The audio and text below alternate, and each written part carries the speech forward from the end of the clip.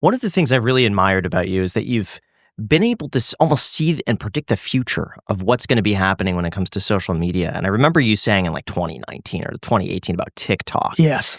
And I remember starting to post on TikTok because of what you were saying. Thank you. Back in like 2018 or 2019, I think my first TikTok. What are you seeing now as the future landscape for business or for marketing or for getting yourself out there? I know you've mentioned I got a ton TikTok of Shop, live shops. Yeah, I love shop. I'm obsessed with live shopping. If you're listening right now and you sell stuff, you need to go to Whatnot and TikTok Shop and start selling ASAP. The QVC-ification of social media is here in the West. It's been going on in China for 10 years. Do it. Do it. The acceleration of organic is also on my mind. I could not speak more to my belief of non-overexposure, volume creative for relevance for different consumers. For example, you have Gary Vee on now. Your clip with me and you on your social, if the next post is you with a female entrepreneur in her 80s, that's going to hit different audiences. Different subjects we're going to talk about in this podcast. So relevance at scale across all 7 platforms. Facebook, proper. I'm obsessed. If you want to go very nerdy, are you guys posting a lot on Facebook regular? We've done it in the past. So but great, not, that was the perfect answer. Yes. You guys are about to be happy with Gary Vee again. Sure. You're going to walk the out of here, look me in the face and really understand this. This podcast will explode if you get serious about posting multiple times a day on Facebook. Sure. Organic.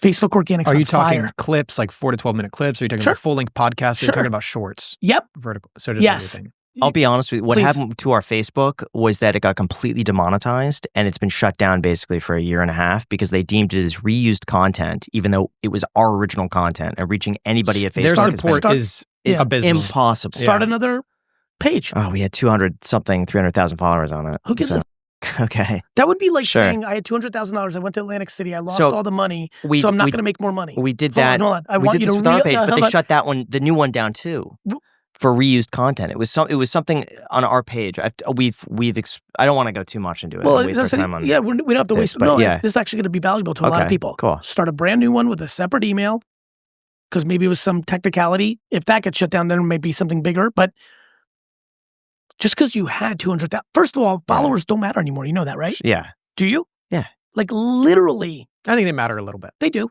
You're right. But not as much as they did. Back in the day, it was like the main thing. Yeah, true. By the way, and it is way on its way to being to a place where it's completely not going to matter. We are fully no longer in social media. We are fully in interest media. We're fully in interest media. Social media, the word social, who you hang out with, who you follow, like we don't see that. Now, I actually think all the social networks should create 2 feeds. 100% guaranteed view rates from who you care about. Maybe limiting that. There was a great app that I was an investor in called Path years ago that was made by Dave Morin, a great entrepreneur who was an early Facebook employee. His app was called Path. He basically made Instagram before Instagram where they came out at the same time. I don't recall, but you could only have 140 or 120 or 150. I don't remember. It was based on a law of like how many relationships can a human have. I don't remember the name, but you could only have 150 followers. It was awesome. Right? Because you would only follow who you really want to follow. I think if Facebook implemented on Instagram and Facebook, and if TikTok implemented one feed that is 100 people max, but you see every post from them, and the other one fully interest, that's the killer app. That's what I would build right now. Another thing that virtual influencers, to answer your question, I think the rise of virtual influencers is going to be one of the biggest things over the next 5 years. I think you guys should create humans that promote your shit. Graham and I don't think that's possible with 2 male. No, I understand that part. The old way. I think Graham and you should hire a company and actually make your third host a female who's not a real person, who's involved in your content, promoting your show, selling your product. I think every human is going to be in the IP business. In 2006-07, I predicted that everybody would be in social media, and I got really laughed at because it was like nobody was on it, and everybody thought it was stupid. Like, who cares if you're walking the dog? Like, Twitter used to get on. Like, why would you tweet like you're eating pizza? Who gives a? You understand? You're young, and you were too young for this. Like, the concept of sharing your thoughts was like not acceptable. That was relegated for people on TV in certain programs.